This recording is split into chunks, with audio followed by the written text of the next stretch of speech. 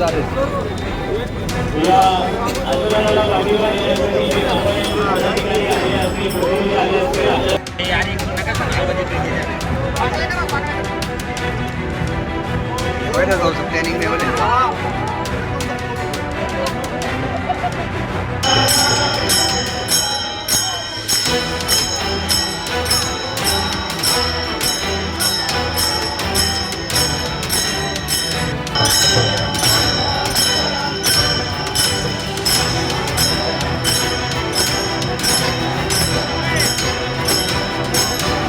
खरं तर 2 दिवसापूर्वी आणि 2 दिवसाच्या आधी बरेचसे नेते मंडळ या ठिकाणी येऊन गेले, उद्योगमंत्री येऊन गेले. परंतु मला उद्योगमंत्र्यांना या ठिकाणी सांगायचं आहे की ही उद्योगनगरी आहे, ही कुठलीही पर्यटन नगरी नाही आहे. त्यामुळे MIDCमध्ये व्हिजिट करत असताना सोमवार ते शुक्रवारमध्ये या ठिकाणी व्हिजिट करणं गरजेचं होतं. तेव्हा त्यांना आता ही जी ट्रॅफिकची परिस्थिती आहे ही त्यांना समजली असती आणि प्रशासनाकडनं कुठलाही घोषणा त्या ठिकाणी केली गेलेली नाही आहे. ज्या ज्या संस्था इन्व्हॉल्व होत्या किंवा जे रोड ज्याच्या कंट्रोलमध्ये आहेत त्या कुठल्याही संस्थेने किंवा कुठल्याही त्या डिपार्टमेंटने या ठिकाणी कुठल्याही पद्धतीची मोठी घोषणा केलेली नाही. त्यामुळे हे रोड सगळे कागदावरतीच राहणार आहेत. मला वाटत नाही की कुठलाही ऐतिहासिक निर्णय त्या ठिकाणी कागदावरती आलेला आहे. प्रत्येक ऐतिहासिक निर्णय आम्ही हे करू आम्ही ते करू असे झालेले आहेत. त्यामुळे निश्चित त्यांनी लेखी स्वरूपात ऐतिहासिक निर्णय सांगावेत, आपण त्याला उत्तरं देऊया. आंदोलनाची सुरुवात तुम्ही सर्वांनी पाहिलेली आहे.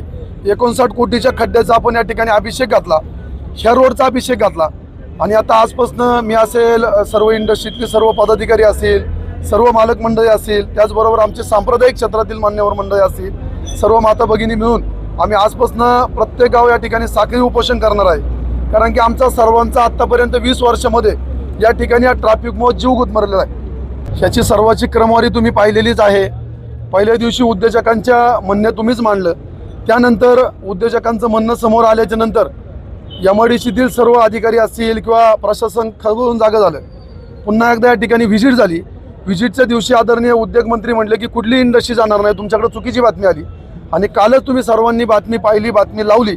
उद्योजकांनी काल परत अल्टिमेट दिलेलं आहे की 31 तारखेपर्यंत जर खड्डेमुक्त झाले नाही तर किंवा 10 महिन्यामध्ये जर खड्डेमुक्त या ठिकाणी झाले नाही तर आम्ही निश्चित खंडाळा या ठिकाणी जाऊ. त्याची बाईटही तुमच्या सर्वांच्या समोर आहे. आणि त्याचबरोबर आमच्या एका तरुण सहकार्याने त्या ठिकाणी बाईट दिली की प्रशासन या ठिकाणी आलं, उद्योगमंत्री या ठिकाणी आले, परंतु आमच्या ग्रामस्थांचे प्रश्न कुठेतरी मागे राहिले.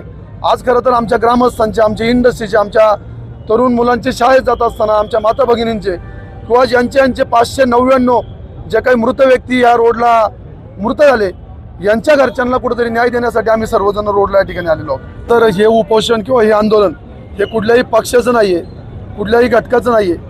हे आंदोलन आहे इंडस्ट्रीतल्या कामगार वर्गाचं, हे आंदोलन आहे शेतकऱ्याचं, हे आंदोलन आहे गावकऱ्यांचं, हे आंदोलन आहे माझ्या माता भगिनींचं, हे आंदोलन आहे जे लोक ह्या खड्ड्याच्या ह्याच्यामध्ये एक्सपायर झाली, जे मृत्युमुखी पडले, हे आंदोलन त्यांच्यासाठी आहे. त्यामुळे इथं कुठलाही पक्ष नाही, इथं कुठला घटक नाही, इथं सर्व घटकांचं आंदोलन आहे. पाहिजे 2 मिनिटं सर, आज तुम्ही या आंदोलनामध्ये सहभागी झालात. काय एकंदरीत कंपन्यांना अडचणी यामध्ये येतात आणि त्यामुळे तुम्हाला या आंदोलनामध्ये सहभागी व्हावं असं वाटलं? हा, एक तर्फे तर आपण म्हणतो की 5 स्टार MIDC, पण मूलभूत सुविधांचा अभाव आहे. इथे ग्रामस्थ पण परेशान आहे, एम्प्लॉईज पण परेशान आहे. आम्हाला इनफॅक्ट नवीन लोक अगर आम्ही पुण्यामधून हायर करतो तर आम्हाला तिथे पण प्रॉब्लेम होतो. सो आणि मेन मुद्दा असा आहे की आपल्याला अगर 3 बिलियन इकॉनॉमी बनवायची आहे आणि आपली महाराष्ट्राची नंबर 1 MIDCला सपोर्ट नाही आहे तर कसं पुढे घेऊन जाणार?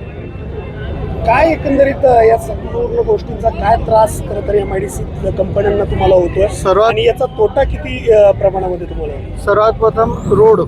आता रोडवरतून एम्प्लॉईज पण येतात, रोडवरतून आपला ट्रान्सपोर्टेशन पण होता.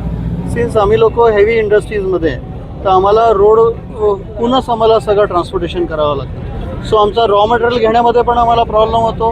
रोज शिफ्टमध्ये लोक 1-1.5 तास लेट येतात.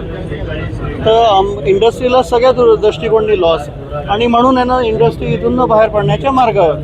तर माझं असं म्हणणं आहे शासनाने याच्यावर लक्ष द्यायचं आणि याच्यावरती काम करायला पाहिजे. उद्योगमंत्र्यांनी ज्या सूचना दिल्यात त्याच्यावरती तुम्ही समाधानी आहात किंवा त्यांनी जे सांगितले त्यावर? ॲक्च्युली खूप साऱ्या गोष्टी ऑलरेडी अनाऊन्स झालेल्या आहे मागच्या 2-3 वर्षामध्ये. तर मी होपफुल आहे की त्यांनी जे अनाऊन्स केलं त्याच्यावरती काही ना काही कार्य करतील ते, असं आहे. Okay thank you. ऐक ना